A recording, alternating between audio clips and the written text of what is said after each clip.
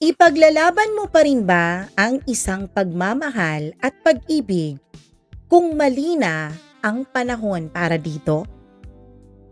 Nako, isa na namang kwento ang ibabahagi ng inyong Mama Mia para sa inyong lahat for today's video.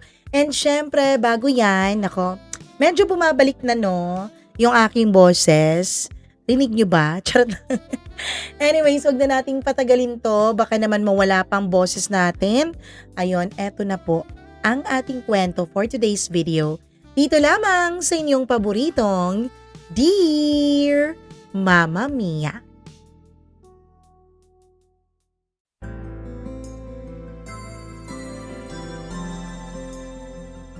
Ang pag-ibig daw ay isang regalo. Regalo para ikaw ay pasayahin, bigyan ng pag-asa at bigyan ng inspirasyon para patuloy na mabuhay ng masaya. Pero paano kung mali ang panahon ng inyong pag-iibigan? Ito ba'y iyong ipaglalaban kahit ikaw ang masasaktan? O ito ay iyong hahayaang mawala para wag ka nang mahirapan? Dear Mama Mia, ako po si Jeff. Sa paningin ng lahat, pati na rin sa akala ko sa sarili ko, ay maayos na ang lahat sa aking buhay. May magandang trabaho, may sariling tirahan, may kotse, at higit sa lahat, may fiancé na akala ko ay makakasama ko na hanggang sa aking pagtanda.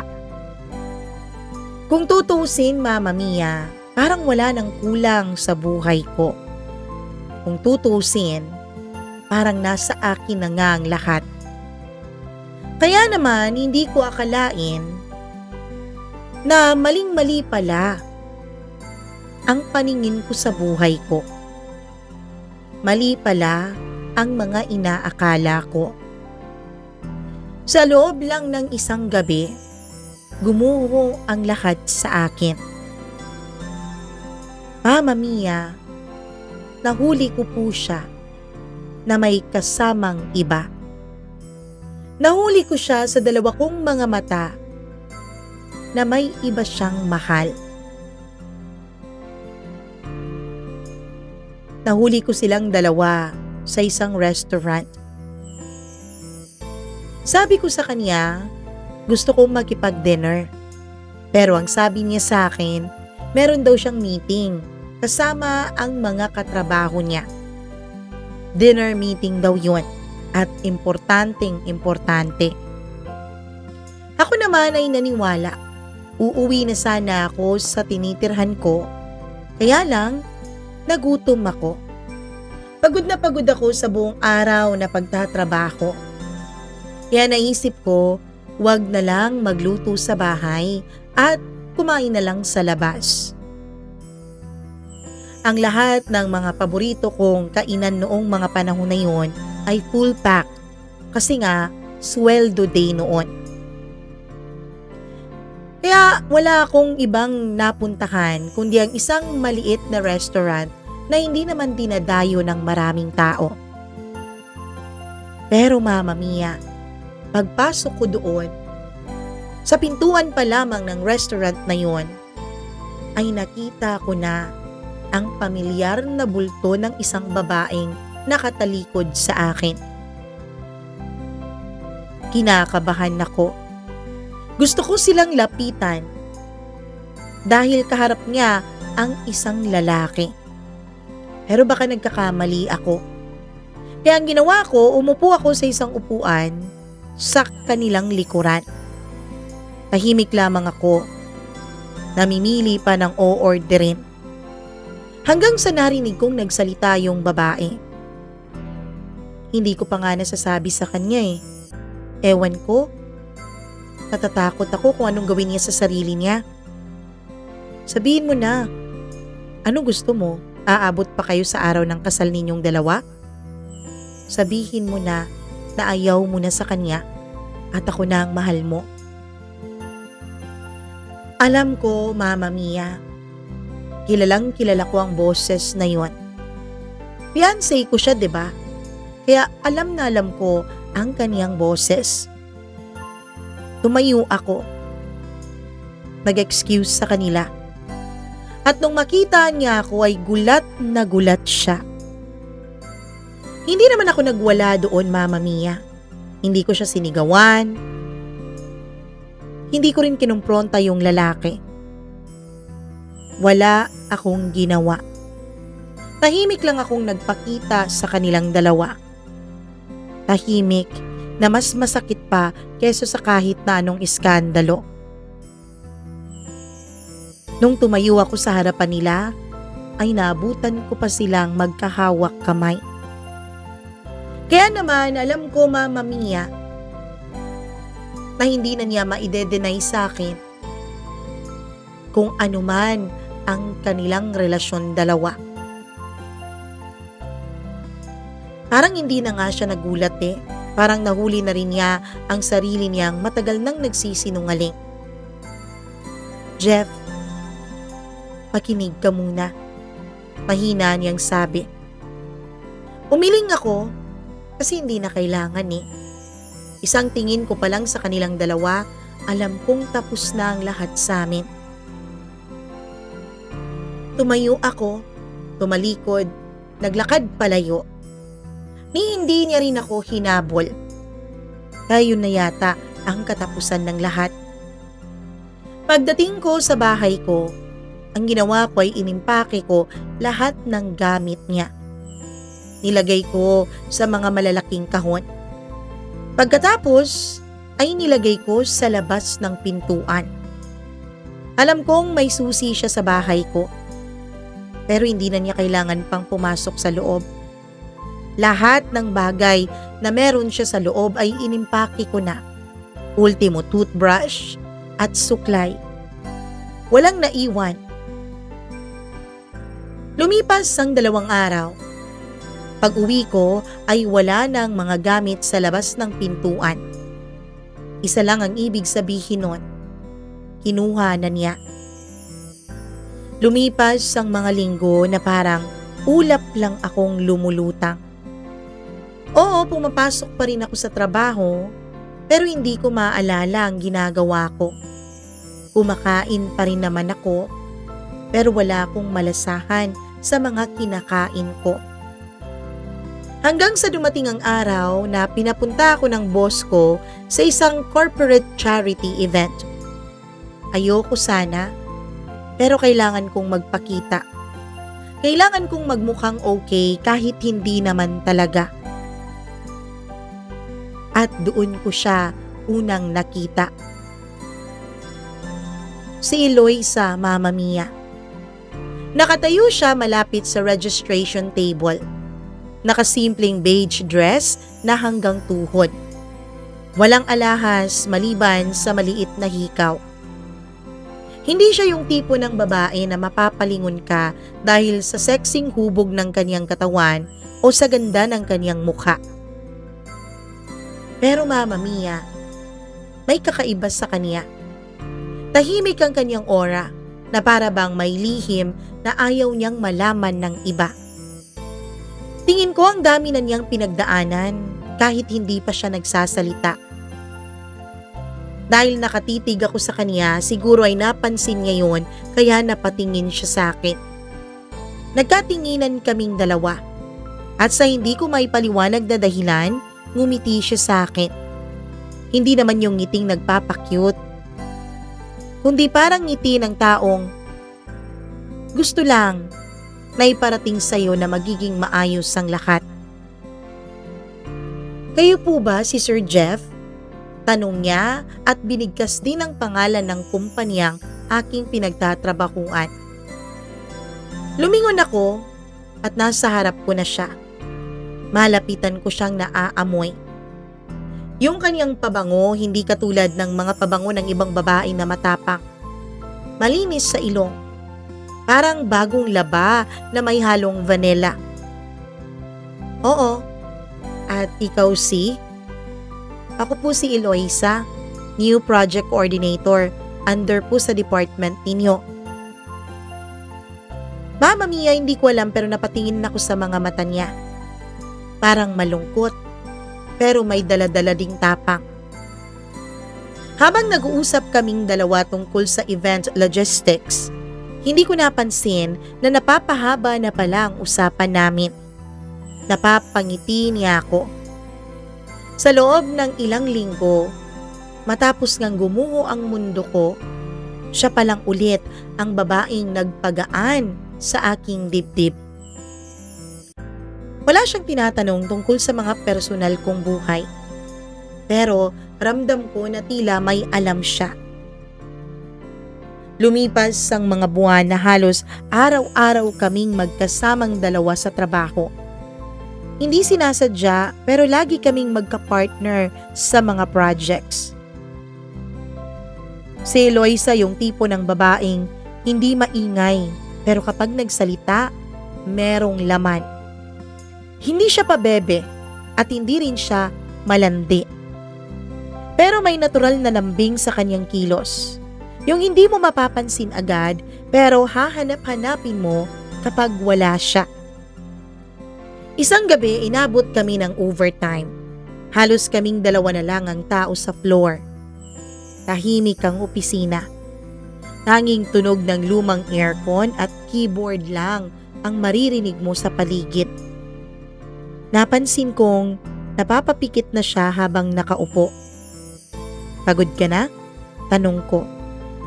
Umiti siya. Medyo lang, sir. Mag-dinner na muna tayo. Libre ko. Umiling-iling agad siya. Ayoko na pong makaabala. Ano ka ba? Hindi ka abala. Putol ko. Doon siya natahimik. Sa isang maliit na 24-hour cafe kami napunta. Walang ibang customer noon dahil late na rin. Kaya kami na lang at yung dalawang estudyante sa sulok na tila naglalambingan din. Habang kumakain kami ay napag-uusapan namin ng mga bagay-bagay sa aming buhay. At doon ko siya mas nakilala. Ulila na pala siya. Lumaki siya sa kanyang tiyahin. Working student hanggang makapagtapos ng college. Kaya pala may lungkot sa kanyang mga mata. Mahirap pala ang kanyang mga pinagdaanan. Sir, kayo po ba, if you don't mind? Bakit parang malungkot kayo palagi? Napatigil ako. Siya ang unang taong nagtanong sa akin ng ganon.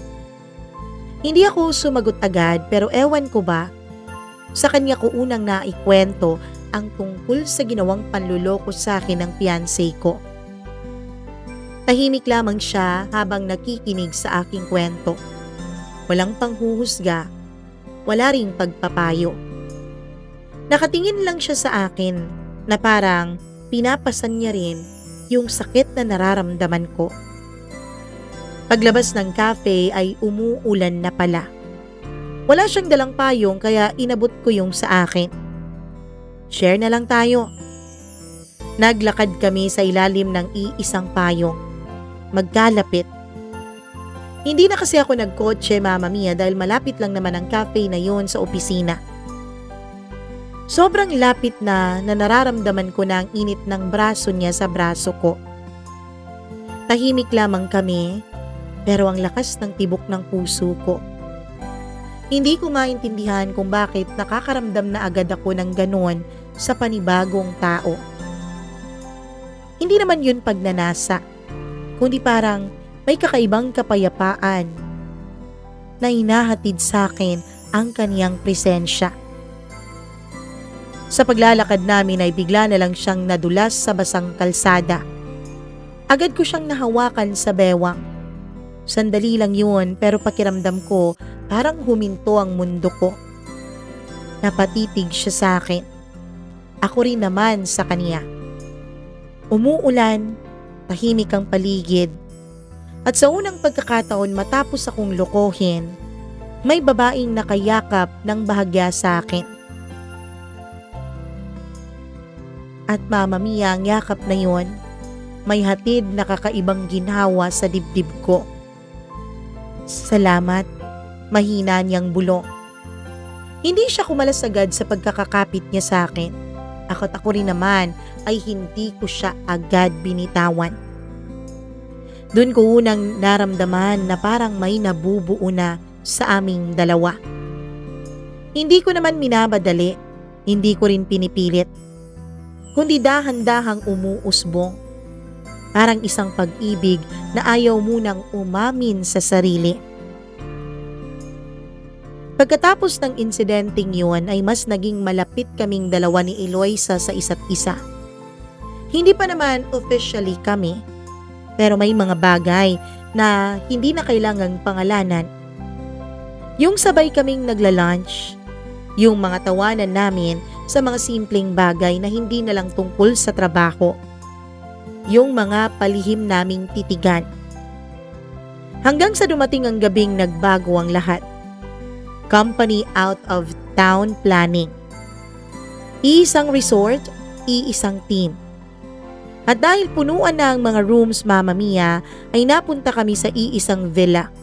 May magkahiwalay na kwarto pero iisa ang aming sala. Akala ko normal lang ang mangyayari sa mga araw na yon. Ang hindi ko alam, dun pala masusubok ang pagpipigil ko sa aking sarili. Gabi na nang matapos ang inuman ng team. Nauna akong bumalik sa villa. Nakaligo na ako nang marinig kong may nagbukas ng pinto. Si Eloisa. Basa ang kanyang buhok. Mukhang galing ata sa paliligo sa swimming pool. Suot niya ang isang simpleng oversized t-shirt at pajama. Walang makeup, walang ayos. Pero hindi ko maialis ang tingin ko sa kanya. Balot na balot siya. Walang halos makikitang balat.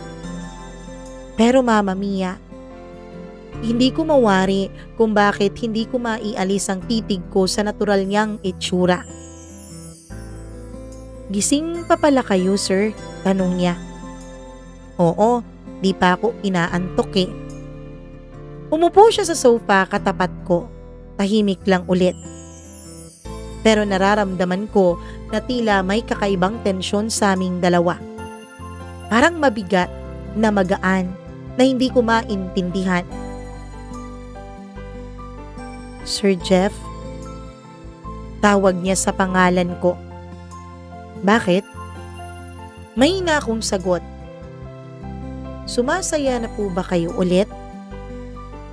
Hindi ko agad nasagot yon kasi ang totoo, Mama Mia, simula nung dumating siya, oo, sumasaya na ulit ako pero hindi ko pa kayang aminin sa pagkakataong yon. Lumapit siya ng konti. Alam mo, sir, hindi ko sinasadya, pero natatakot ako. Natatakot? Bakit? Kasi baka masanay ako na lagi kitang kasama. Mama Mia, dun ko napansin na namumula pala ang kanyang pisngi. Ibig sabihin, nakainom din siya. Baka yung alak ang nagtulak sa kanya para sabihin ang mga salitang yun. Baka yung alak talaga ang nagsasalita. Pero kahit na ganoon, parang may kumakalabog sa dibdib ko. Dahan-dahan kong inabot ang kamay niya. Hindi ko alam kung saan ako humuhugot ng lakas ng loob para gawin yon. Pero hinawakan ko. Mahigpit, mainit, at nanginginig-nginig pa. Hindi ka nag-iisa, Eloisa. Tumingin siya sa akin, malalim ang tingin na yon. At bago ko pa namalayan ay bigla niya akong niyakap ng mahigpit. Yakap na kay init sa pakiramdam. Yakap na ang sarap-sarap na parabang pahinga. Hinaplos ko ang likod niya at sa yakap na yun, pareho naming alam na may hangganan na kaming tinatawid. Pero nung mga panahon na yon, tila pareho yata kaming takot na bigyan ng pangalan ang damdamin na aming nararamdaman. Pagkatapos ng yakap na yon ay bigla siyang kumalas at walang paalam na pumasok na sa kanyang silid. Nagising ako kinabukasan na may mabigat sa pakiramdam ko. Hindi dahil sa alak, kundi dahil sa yakap na yun kagabi. Paglabas ko ng kwarto ay nadatnan ko si Eloisa sa veranda ng villa. Nakaupo siya, nakatanaw sa dagat. Mahaba ang kanyang buhok na hinihipan ng hangin. Tahimik lamang siya na para bang may iniisip na malalim. "Ang aga mo ah," sabi ko habang papalapit. Hindi siya lumingon. "Hindi ako makatulog eh," pahina niyang sagot. Umupo ako sa tabi niya. Magkalapit na lamang kami noon pero iba ang pakiramdam. Parang may ilang, parang may hiya. "Eloisa, about kagabi," panimula ko.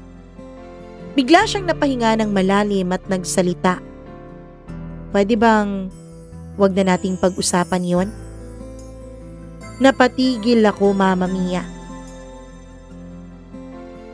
Hindi ko alam pero ramdam ko na may mabigat siyang dahilan kaya ayaw na niyang pag-usapan yung nangyari kagabi.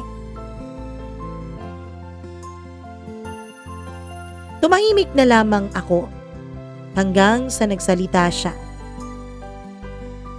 "Natatakot ako, Jeff. Sorry ha. Pwede bang hindi muna, sir? Wala naman tayo sa opisina." Tumango ako. "Natatakot ka saan?" tanong ko. "Sa akin?" "Hindi. Sa sarili ko." Sagot niya at saka lumingon sa akin. Mama Mia, tila may halong lungkot at pag-amin ng kaniyang mga mata. Hindi kasi ako sanay na may inaasahan. Hindi ako sanay na may sumasalo sa akin. Ewan ko, parang automatic na humawak ulit ang kamay ko sa kamay niya. Mas maingat ang paghawak ko sa kanya ngayon. Mas mahinhin at mas mabagal. "Hindi ka naman obligado eh," sabi niya. "Alam ko, pero lagi mong tatandaan na kung wala kang ibang malalapitan o masasandalan, nandito lang ako, Eloisa."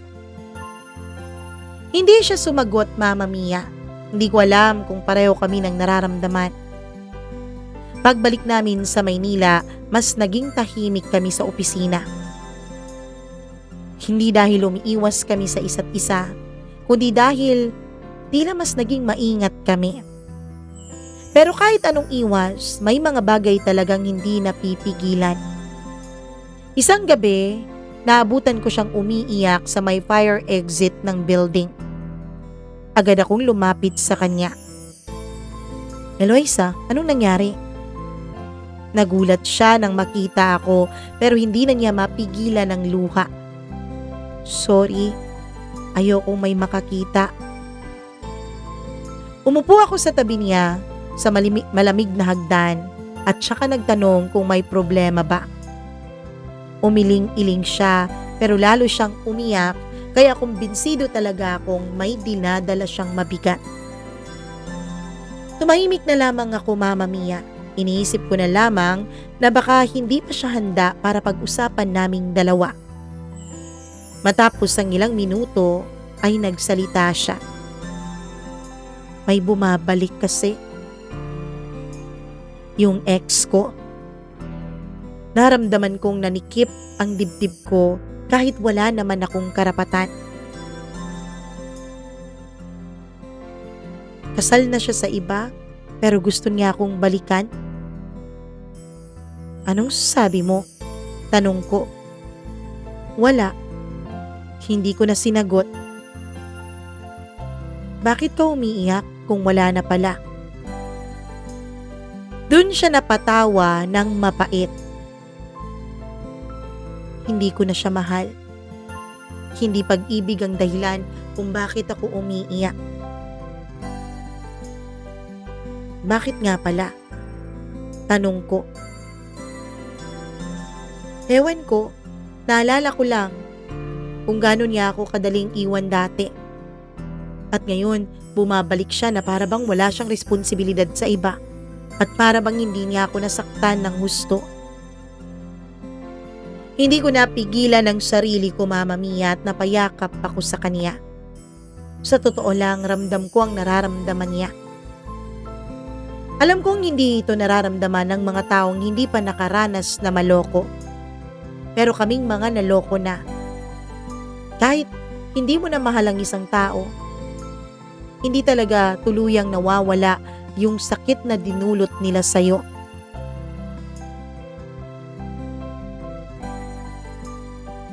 Naiintindihan kita. Bulong ko nang hindi ko namamalayan. Huwag kang mag-alala, Eloisa. Hindi kita iiwanan. Bahagya siyang lumayo sa akin para tingnan ako. Sigurado ka ba sa sinasabi mo? Doon ko na-realize na ang bigat pala ng sinabi ko, Mama Mia, pero hindi ko na binawi.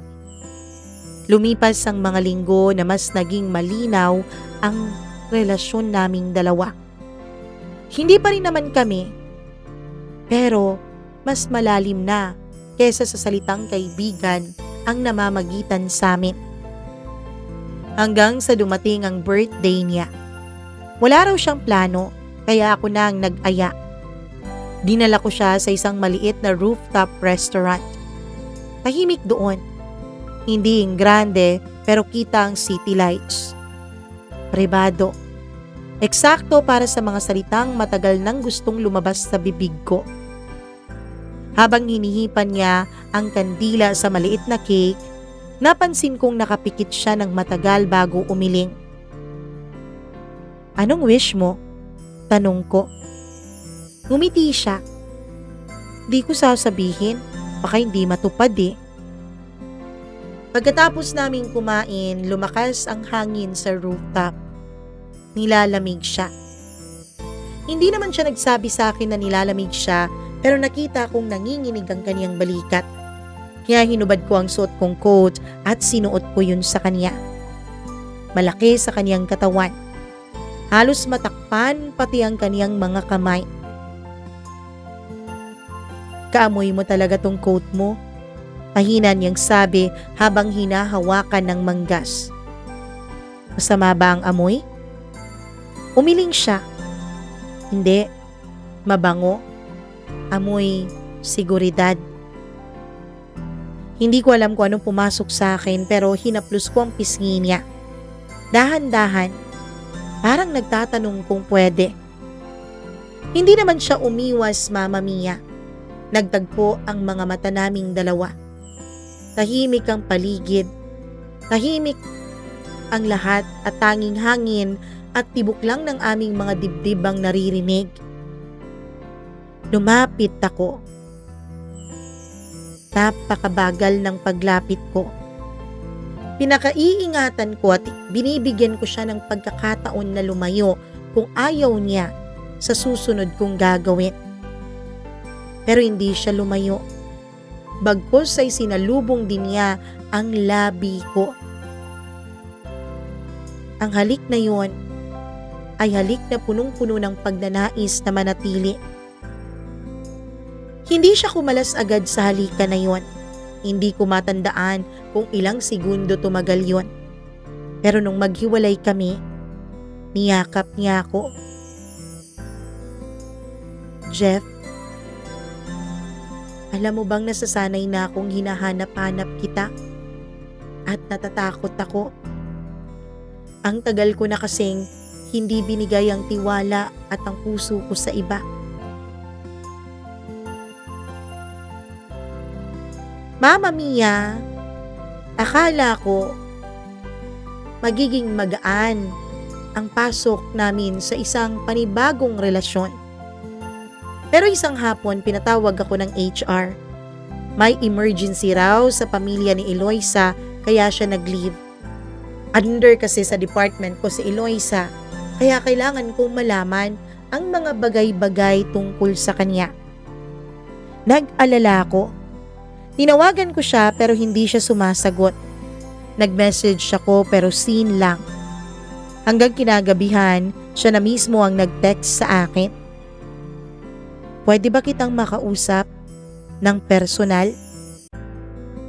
Nagkita kami sa parehong 24-hour cafe kung saan kami unang nag-dinner noon.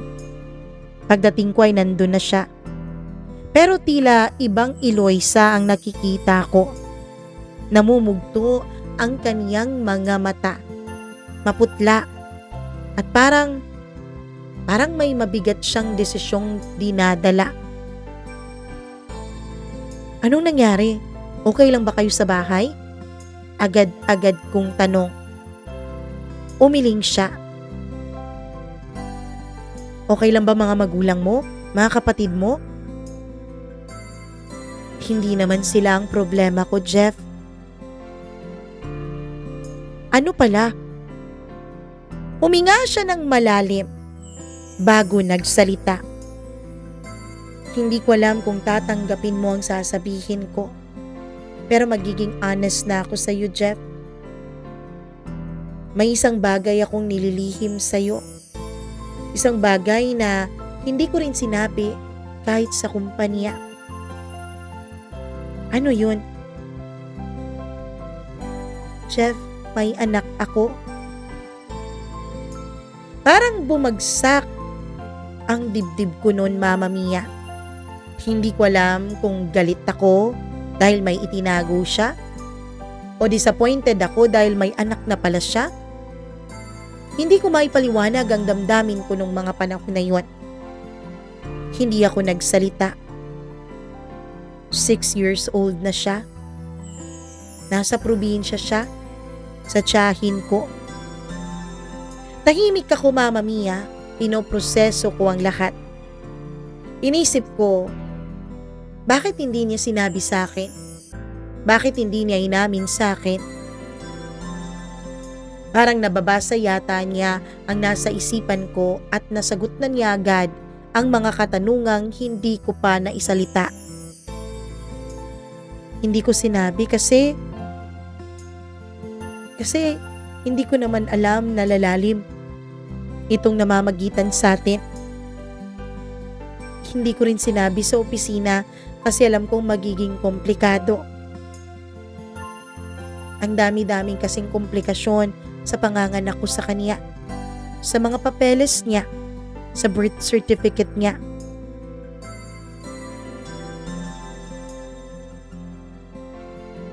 Sino ang ama? Yung ex bang sinasabi mong bumabalik sa'yo? Doon siya tuluyang napaiyak. At oo, Mama Mia, yun daw ang ama. Yun daw ang natatanging boyfriend niya. Iniwan niya kami dati, bago ko pa ipanganak ang anak namin. Sumama siya sa ibang babae. Nagloko. Ewan ko, Mama Mia, pero imbis na ma-disappoint at magalit ako, ay nakaramdam pa ako ng awa at simpatya sa kanya. Lumapit ako at pinunasan ko ang luha niya. Mas maingat kaysa sa dati. Hindi mo naman kailangang ilihim ang lahat sa akin. Buti at sinabi mo sa akin ngayon. Sinasabi ko ito sa iyo, Jeff, para may pagkakataon ka pang umatras. Umatras? Umatras saan? Sa akin. Sa namamagitan sa atin. Hindi ko alam kung saan nanggaling ang mga salitang sumunod kong binitawan sa kanya. Siguro galing talaga sa aking puso. Hinawakan ko ang mukha niya at hinarap ko yun sa akin. Tinitigan ko siya sa mga mata. Aatras na ako sa lahat. Pero hindi sa'yo, Eloisa. Doon siya tuluyang bumigay sa iyak at sa yakap na yon. Alam ko, Mama Mia, sa yakap na yon at sa pagtanggap ko sa kanyang nakaraan. Hindi lang simpleng pag-ibig kundi responsibilidad na ang pinasok ko. Mamamiyay lang linggo matapos umamin ni Eloisa sa akin tungkol sa anak niya, ay napansin kong mas naging tahimik siya. Hindi na siya ganun kadalas tumawa. Mas madalas siyang nagmamadaling umuwi. Hanggang isang gabi naglakas loob akong tanungin siya. Pwede ba kitang ihatid ngayon? Jeff, kaya ko na. Ihahatid kita sa bahay niyo o kung saan ka man umuwi. Napatigil siya. Parang nag-iisip kung papayag ba. Hindi pa ako handa, Jeff. Mahina niyang sabi. Hindi handa? Para saan? Na makita mo ang lahat ng bahagi ng buhay ko. Eloisa, matagal na kitang nakikita. Kung ano man yan, kung anong gusot, o kung anumang komplikasyon yan, handa akong tanggapin. Handa akong samahan ka. Doon siya napangiti ng bahagya. Ilang araw pa bago siya muling nagsalita tungkol doon. Isang linggo na ang lumipas nung mag-message siya sa akin. Libre ka ba today? Sumagot agad ako ng oo. Bakit? Matagal bago siya nag-reply. Parang pinag-iisipan. Pwede mo bang makilala ang anak ko? Hindi ko maipaliwanag ang kaba ko papunta doon sa probinsyang tinitirhan ng tiyahin niya. Pakiramdam ko, Mama Mia, may sinusubukan akong pasuking mundo na hindi ko alam kung may karapatan ako. Pagdating ko sa isang maliit na bahay na gawa sa kahoy at semento, may batang lalaking naglalaro ng tricycle sa bakuran. Maputi ang bata. Malalaki ang kanyang mga mata at kulot ang kanyang buhok. At nang makita niya si Eloisa na kasama ko ay sumigaw ito. Mami! Tumakbo agad yung bata papalapit sa kanya. Mahigpit ang yakap. Yakap na halatang matagal nilang hinihintay ang isa't isa. Anak, say hi. Lumingon sa akin ang bata, medyo nahihiya pero nag-hello. Lumuhod ako para pumantay sa kanyang height. Hello, ikaw si Andre? Tanong ko. Tumango siya. Friend ka po ba ni Mommy? Hindi ko inaasahan ang sumunod na tanong ng bata. Napatingin ako kay Eloisa. Nakatingin lang siya sa akin na parang hinihintay ang sagot ko. Oo, friend ako ng mami mo. Sabi ko at ngumiti sa kanya. Wow, ikaw po ang unang friend na pinakilala ni mami sa akin. Babalik ka po ba dito lagi? Kung papayag ka. Opo, payag po ako. Hindi ko napansin pero may kung anong kumurot sa puso ko. Hindi ko anak to. Wala akong obligasyon pero habang pinapanood ko silang mag-ina na naglalaro sa bakuran, may bahagi sa akin na tila gustong maging parte sa mundo nilang iyon. Pagbalik namin ni Eloisa sa Maynila, may nagbago sa pagitan namin. Mas totoo na ang aming relasyon. Isang gabi hinatid ko siya sa apartment na tinitirhan niya. Umuulan na naman. Parang paborito yata ng tadhana na lagyan ng ulan ang mga sandaling nagiging malapit kami. Pagdating sa lobby ay bigla na lang nag-brown out. Nagulat siya at napakapit sa braso ko. Sorry, nahihiya niyang sabi. Okay lang. Pero hindi siya agad bumitaw. Pagpasok namin sa unit niya, kandila lang ang ilaw. Maliit lang ang apartment na yon. Simple pero malinis at maayos. Halatang pinaghirapan niyang buuing mag-isa ang apartment na kanyang tinitirhan. "Pasensya ka na kung ganito lang ha," sabi niya. "Mas komportable pa nga ako dito kaysa dun sa bahay ko eh." Napatawa siya ng mahina dahil alam niyang binubola ko siya. Habang inaayos niya ang kandila sa mesa ay napansin kong nanginginig ang mga kamay niya. "Nilalamig ka ba?" tanong ko. "Konti." Lumapit ako at hindi ko napigilan ang sarili ko. Hinawakan ko ang magkabilang braso niya para painitin. Dun siya napatingin sa akin. Malapit. Sobrang lapit, Mama Mia. Sa liwanag ng kandila, mas malinaw ko siyang nakita. Walang make-up. May eye bags na hatid ng pagod. May maliit na peklat sa baba na dati ko nang napansin pero hindi ko tinanong. Oo, kung tutusin, hindi siya yung klase ng ganda na gugustuhin mo talaga. Hindi perpekto ang kanyang mukha. Pero para sa akin, napakaganda nun. Para sa akin, yun lang ang mukhang gusto kong makita. Malapit na kaming dalawa. Hanggang sa tinawag niya ang pangalan ko. "Chef?" Pahina niyang bulong. Sagot ko na hindi pa rin naaalis ang mata ko sa mata niya. "Bakit parang hindi ka natatakot sa sitwasyon ko? May dapat ba akong ikatakot?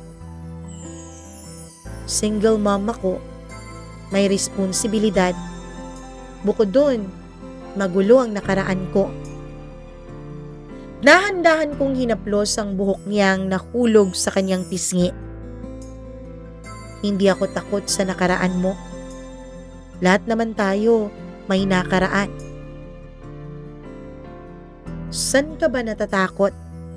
tanong niya. Sa mga sandaling ito ay titig na titig pa rin kaming dalawa sa isa't isa. At unti-unting lumalapit ang mukha namin sa isa't isa. Natatakot ako na baka hindi mo ako tuluyang papasukin sa future mo. Sandali siyang natulala sa sagot ko bago siya kusang lumapit at humalik sa mga labi ko. Nung kumalas kami sa halikan ay niyakap niya ako ng mahigpit. Hinawakan ko ang likod niya. Nung maghiwalay ang aming mga pagyakap sa isa't isa, ay nagtagpo ulit ang aming mga mata. Pagkatapos, Mama Mia, nagtagpo ulit ang aming mga labi. Mas malalim ang halik namin kaysa sa dati. Hindi minamadali. Para kaming dalawang taong matagal nang uhaw sa lambing, pero parehong iniingatan ang isa't isa. Huminto kami, Mama Mia. Tila nagtaka siya kung bakit ako huminto sa paghalik ko sa kanya. "Sabihin mo lang, Eloisa. Sabihin mong ayaw mo. Sabihin mong hindi ka pa handa at ititigil ko to." Ayoko kasi siyang madaliin. Ayokong dagdagan ang komplikasyon sa kanyang buhay. Kaya siya ang pinag-decide ko, Mama Mia. Handa ako, Jeff. Handa ako basta ikaw. Pagkatapos noon ay tinawid ko na ulit ang namagitang espasyo sa aming dalawa. This time, sabik na kami salik sa isa't isa. Hindi na yung mahina, hindi na yung parang tinatansya pa ang mga labi ng bawat isa. Ngayon ay madiin na ang aming mga halikan. Nag-iinit, lumalagablab na parang apoy na nilagyan ng gas. Hanggang sa hindi na namin napigilan ang aming mga sarili. Natagpuan ko na lang ang sarili ko na nasa kanyang ibabaw na. Bumubulong ng mga salitang pagmamahal habang pinag-iisa ang aming mga katawan. Kay tagal na panahon na wala akong babae sa buhay ko. Matapos kasi ang fiancé ko, Mama Mia, ay wala na po akong ibang naging babae. Kahit hook up or one night stand, wala talaga. First time ko ulit makadama ng katawan ng isang babae. Kontentong-kontento ako sa naging pag-iisa ng aming katawan. At nung matapos kami ay sabay kaming nakatulog habang magkayakap sa isa't isa. Mama Mia, nung naging isa na nga kaming dalawa ni Eloisa, inisip kong kakayanin na namin ng lahat. Hanggang isang hapon, nadatnan ko siyang nanginginig sa may pantry ng opisina. Anong nangyari sa'yo? Tanong ko. Mamaya na tayo mag-usap. May kailangan akong harapin. Antayin mo ako dito. Mama Mia, agad siyang lumabas. Hindi ko alam kung saan siya nagpunta.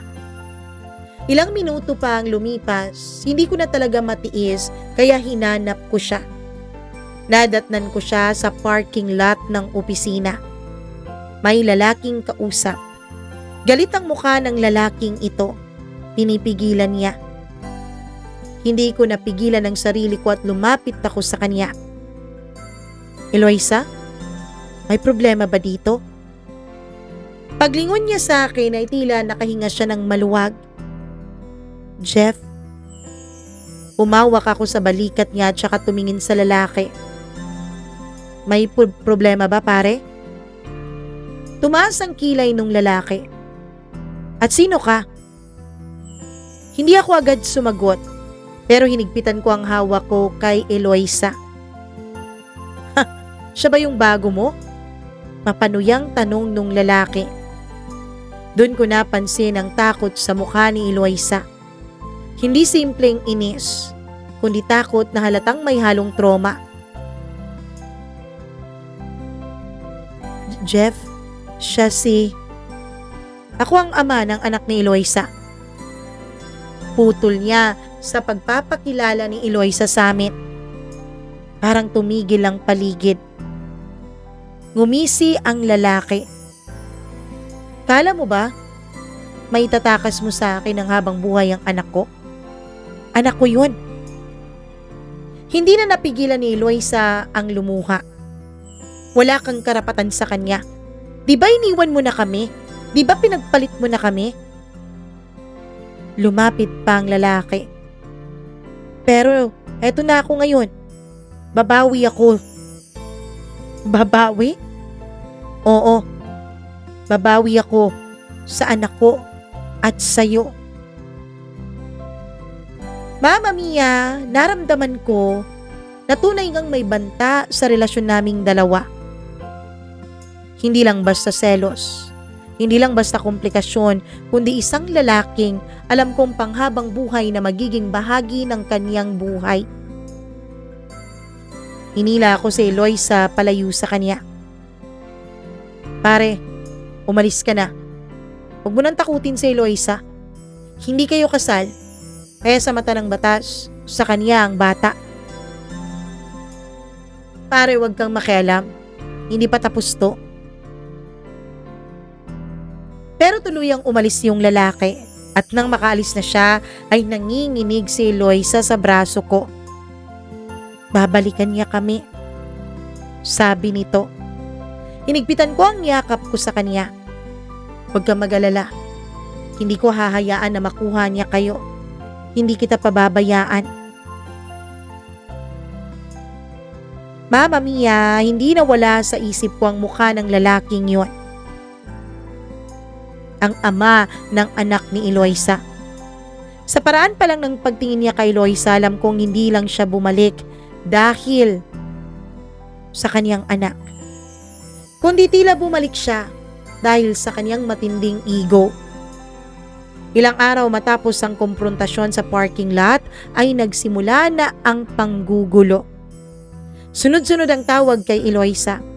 Mga text na may halong pananakot. Mama Mia, yung lalaki ay anak pala ng isang mayamang politician dun sa isang probinsya. Nagbanta siya na kaya niyang kunin ang anak nilang dalawa ni Eloisa. Pero ang sabi rin niya, hindi naman daw kailangang humantong sa ganon. Kung sasama lang daw si Eloisa sa kanya, pati na rin ang anak nila ay wala ng mga buhay na magugulo pa. Pero hindi pumayag si Eloisa. Hanggang sa may isang sulat na dumating sa opisina. Legal notice. Binuksan yun ni Eloisa. Binasa at nanginginig ang kanyang pagkasabi sa akin habang hawak-hawak niya yung papel. Gusto niyang kunin si Andre. Nanlamig ako. Ano? Bigla-bigla? Sabi niya may karapatan daw siya bilang ama. Nasaan siya nung pinagbubuntis mo si Andre, ha? Hindi ko mapigilang tanong. Oo, wala siya dahil iniwan niya kami. Pero makapangyarihan ng pamilya niya, Jeff. Kayang-kaya nilang bayaran ng batas. Hindi ako abogado pero alam kong hindi ganun kadaling kunin ng bata mula kay Eloisa.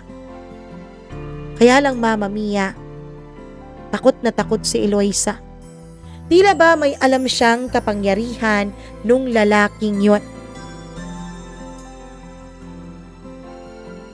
Jeff, mahina siyang nagsalita habang nasa kotse kami pauwi.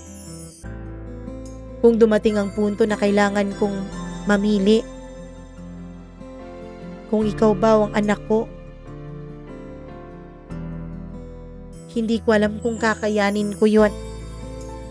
Hinawakan ko ang kamay niya.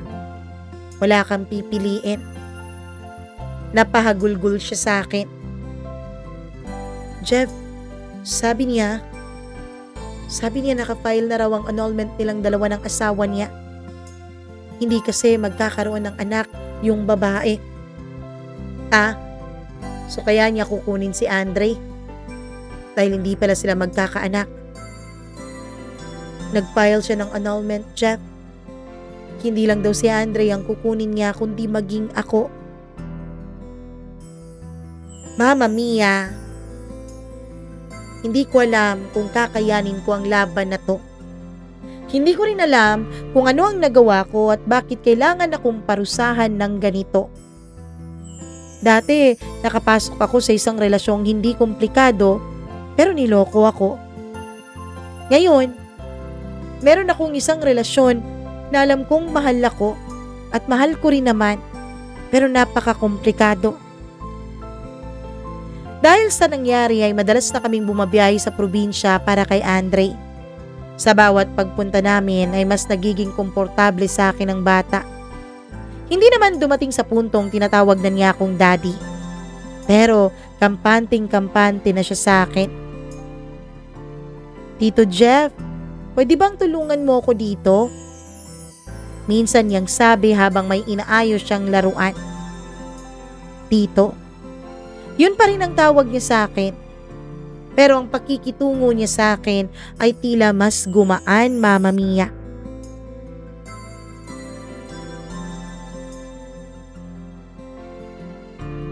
Mama Mia, naging malalim na ang relasyon naming dalawa ni Eloisa. Lagi nang may nangyayari sa amin. Hindi ko na rin siya pinatira dun sa apartment niya. Pinalipat ko na siya sa bahay ko. In short, Mama Mia, magka-live-in na kaming dalawa. Isang gabi, matapos may mangyari sa amin at magkayakap kami habang nakahiga sa kama, ay nagpasalamat siya. Salamat saan? Sa lahat. Sa hindi mo pang iiwan sa akin. Sa pagtayo mo para ipaglaban kaming dalawa ni Andre. Salamat dahil kahit komplikado, hindi mo ako pinapabayaan. Hindi ko kayo pababayaan. Hindi ko hahayaan na mawala kayong dalawa sa akin. Mama Mia, akala ko pamilya at nakaraan lang ang kalaban naming dalawa. Pero hindi pala. Pati pala ang aming paligid. Nagsimula ang mga bulong-bulungan sa opisina. Ang mga kakaibang tinginan. Dahil nasa isang department kami at under ko si Eloisa, ay bawal sa amin ang magkaroon ng relasyon. Tapos Mama Mia, may nakabasa pa nung legal notice ni Eloisa na tinapon na niya sa basurahan. Kaya nalaman ng lahat sa opisina na meron siyang anak na itinatago. Single mom pala yun? Bakit kailangan itago? Hindi ba siya proud? Nahihiya ba siya? Kung ano-ano na ang mga sinasabi nila. Mama Mia, hindi naman po ako laging apektado sa chismis. Wala naman akong pakialam sa sasabihin ng ibang tao. Kaya lang, isang araw, pinatawag ako ng HR. Jeff, ano tong naririnig ko? Na may relasyon daw kayong dalawa ng subordinate mo. Alam mo namang bawal yun, di ba? Hindi ko magawang i-deny, Mama Mia, dahil hindi ko gustong itago si Eloisa. Sorry po. Alam mo naman na bawal yan. Either ikaw ang mag-resign or si Eloisa. Pero alam mo, mas mabuting si Eloisa ang mag-resign. Kasi meron din naman siyang pagkakamali. May nilihim siya eh. May anak pala siya pero hindi niya dineclare. Nangimik lamang ako, Mama Mia. Hindi ko alam kung anong sasabihin ko. Walang nakuha sa akin yung HR kaya pinalabas na niya ako. Ilang saglit pa nakita akong pinatawag din ng HR si Eloisa. Paglabas niya, Mama Mia, ay iyak siya ng iyak. Anong nangyari? Jeff, hindi na ako mananalo dito sa tatay ni Andre. Ano? Bakit? Kasi wala na akong kakayahan. Jeff, kinausap ako ng HR. Sabi nila, under suspension daw ako. Under investigation. Kasi marami daw akong nililihim. Yung tungkol kay Andre at tungkol sa relasyon natin. Alam daw nating dalawa na bawal yun. At ikaw? Ikaw ang tatanggalin nila sa trabaho? Ako ang magre-resign. Hindi, Jeff. Hindi ka pwedeng mag-resign. Matagal ka na dito. Sayang yung ilang taon mo at maganda na ang posisyon mo dito. Pero paano ka? Kapag wala kang trabaho, mas madaling manalo yung ama ni Andre. Yun lang ang kinakatakot ko, Jeff. Mama Mia, sobrang takot na takot si Eloisa. Noong masuspend siya ay umuwi siya ng probinsya. Ako naman every Friday night ay bumabiyahe ako papunta sa probinsya at Sunday night naman akong umuuwi. Hanggang sa isang kaibigan ko ang nagbigay ng payo sa akin. Di ba ongoing ang pagpapile ng custody ng bata? Oo eh. Gusto mo ba ng solusyon para hindi maagaw sa iyo si Eloisa? At para na rin mas malaki ang tsansa na manalo kayo sa custody ng bata. Oo naman. Pare, alam mo namang abogado ang ate ko, di ba? Nasabi ko na sa kanya yung problema mo. At ang sabi niya, kailangan yung magpakasal ni Eloisa. Kapag kasal na kayo, ibig sabihin, responsibilidad mo na siya. Pati na rin yung anak niya.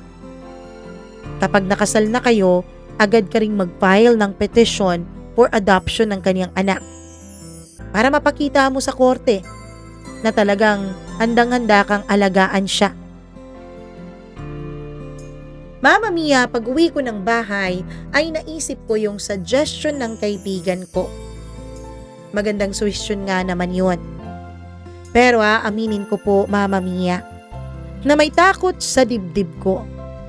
Hindi ko alam na may dalang trauma pala yung ginawa sa akin ng ex-fiancé ko, Mama Mia.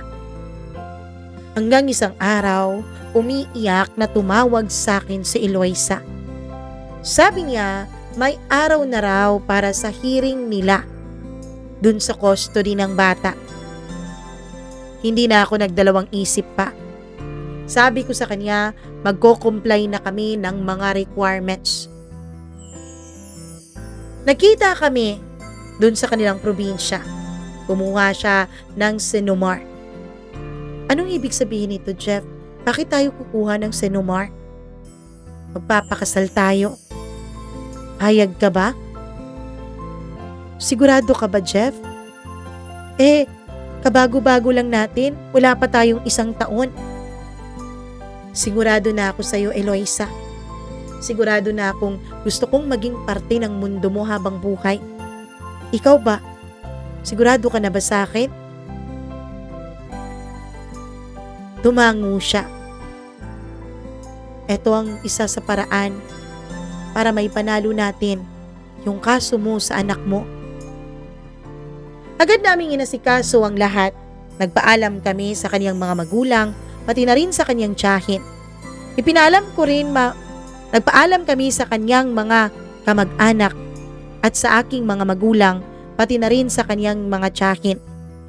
Ipinalam ko rin sa opisina na magre-resign na si Eloisa at hindi na kailangan ng mga investigasyon pa. Nagpakasal kaming dalawa, Mama Mia. At matapos ang kasal ay humingi kami ng tulong sa isang abogado para masikaso na agad ang adoption ng bata.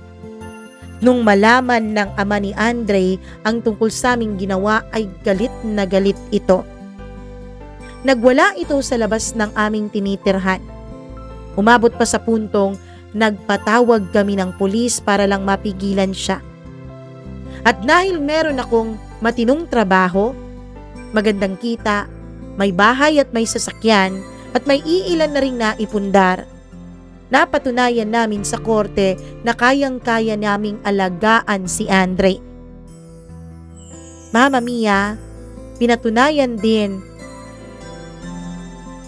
ni Eloisa sa korte na hindi magiging mabuting ama ang biological father ni Andre sa kanya. Kaya pala may trauma si Eloisa dahil nung buntis pa siya ay sinasaktan pala siya physically nung lalaki. Galit na galit ako nung nalaman ko yon. Buti na lang at nasa korte kaming dalawa at hindi ko na nasugod yung lalaki. Pagkatapos, Mama Mia, ay binigay ang full custody ng bata sa aming dalawa ni Eloisa. Dahil napatunayan din na may anger management issue yung lalaki. Hindi madaling manalo sa kanya, lalo pat may kaya sila at may impluwensya ang kanilang pamilya. Buti na lang at pumanig sa amin yung batas.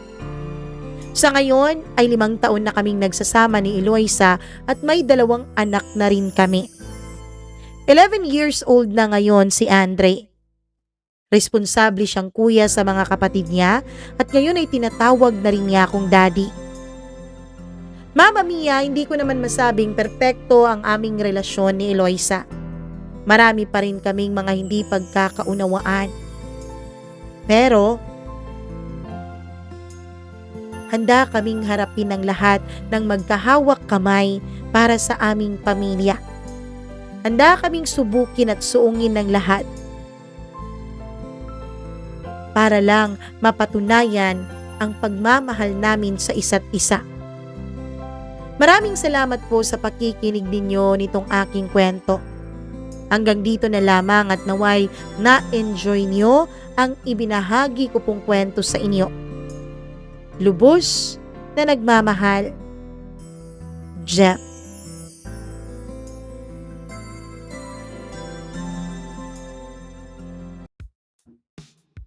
Congratulations, Jeff and Eloisa, sa inyong masayang munting pamilya. Hindi na yan munti kasi 5 na kayo eh. Family of 5. Well, masayang-masaya kami para sa iyo, Jeff, dahil pagkatapos ng panlulokong ginawa sa iyo ng ex-fiancé mo, nahanap mo rin talaga ang pag-ibig na para sa iyo. At saludo naman talaga ako sa pagiging responsable mo at sa pagmamahal mo kay Eloisa. 'Di ba? Pinakasalan mo pa talaga siya para lang manalo si Eloisa sa kanyang kaso laban sa kanyang ex. Yan ang nagpapatunay na isa kang mabuting lalaki at isa kang mabuting tao. Congratulations sa inyo. Anyway, sa lahat ng nakikinig sa atin ngayon, maraming salamat sa inyong pakikinig at sa walang sawang pagmamahal nitong ating channel.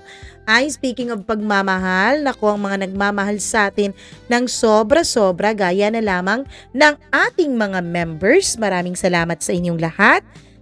Ayun, hello kay Mary Ann Hineza, kay Marlia Giana Shane, kay Rico Sedanco, kay Colleen Bueno, kay Gimaras Girl, kay Benson Boyser, Smack Dax, Diane Martinez, Maria Elena Abe, Maureen Tugab, Gail Easy, Mila Raduban at Freaky. Thank you so much sa inyong walang sawang pagmamahal at syempre sa inyong walang sawang pagsuporta nitong ating munting channel. I love you all talaga. Sobra-sobra. Nako naman. At syempre, kung kayo po'y hindi pa members, pwede po kayong magpa-member. Kung paano, ayan po sa baba, kung kayo po'y subscriber na, ang makikita nyong button ay join.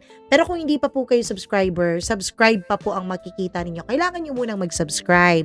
Tapos pag nakita nyo na yung join, click nyo yan, tapos kayo na bahalang mamili kung anong subscription ba ang bagay sa inyo o gusto ninyo. Okay? So, yun na yun. Go na. Push nyo na yan. Anyways, maraming salamat ulit. Lalo na sa ating mga commentators. Ayan po ang inyong mga comments. Thank you very much sa walang sawa ninyong pagmamahal sa atin. Ako naman, ako talagay natutuwa sa inyong pagmamahal. Sobra-sobra kayong magmahal. Kaya, I love you.